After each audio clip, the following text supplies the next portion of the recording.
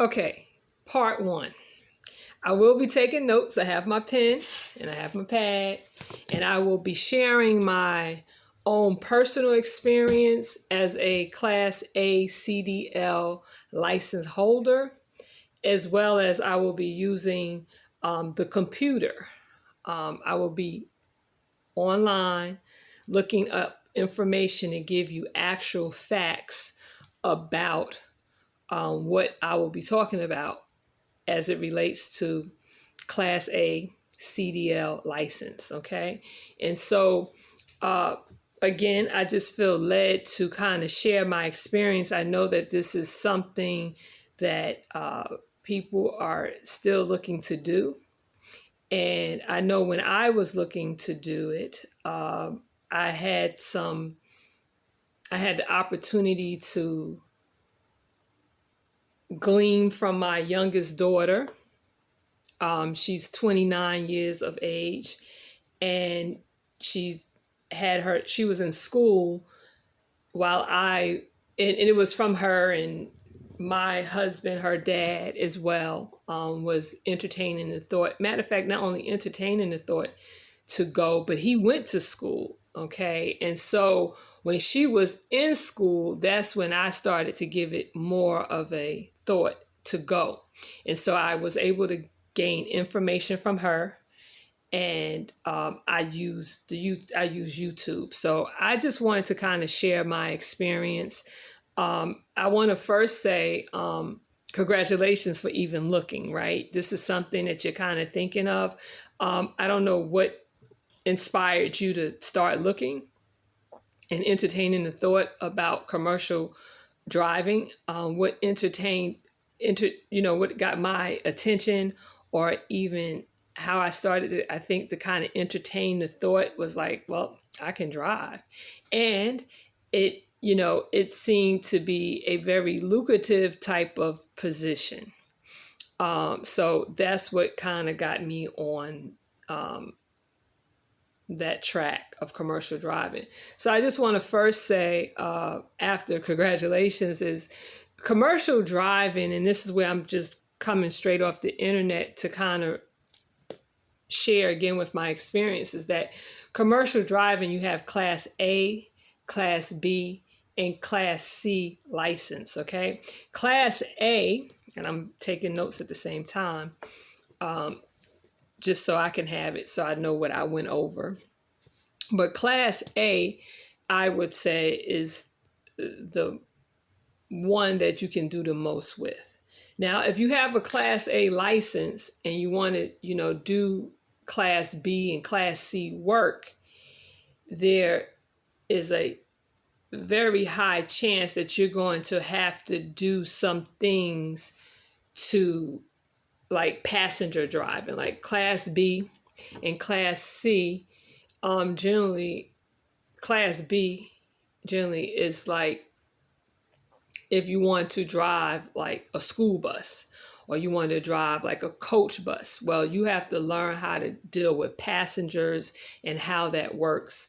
And so there will be some additional training, but Class A is like superior, right? So if you're thinking that,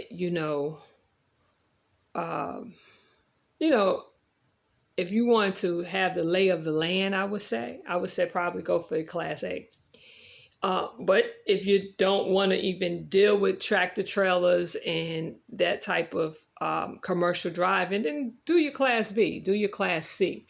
Okay, so I won't really be getting into Class B or C. I will be just talking about Class A. Okay, Class A driving license. So Class A driving license, again, is the tractor trailers. Okay, that's the 18 wheelers. And there's different types of tractor trailers. There's different type of vehicles when it comes to Class A driving. And just a little bit, because I'm getting kind of ahead of myself, really, or ahead of y'all.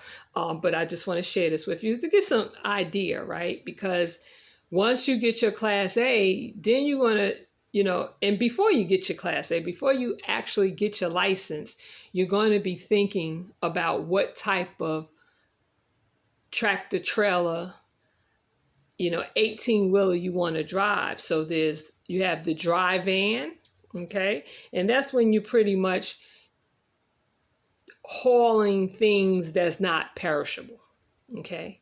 Driving, you can haul anything. And understand, commercial, the reason why it can be a lucrative business, because that's how goods get from point A to point B to C to D, E, F, G, all around the country, right? Through trucks, through tractor trailer, through locomotive, through trains, and planes, right? But tractor trailers move a lot of product.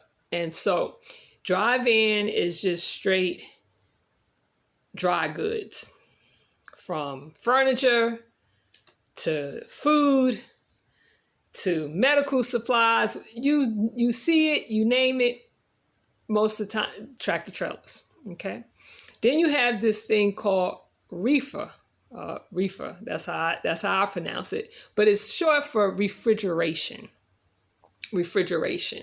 And sometimes if you're driving down the road and you get to look at tractor trailers going up and down the road, and sometimes you see on the trailer part, the long part of the truck, right? That's the trailer. You might see a light, and that lets you know that that's a reefer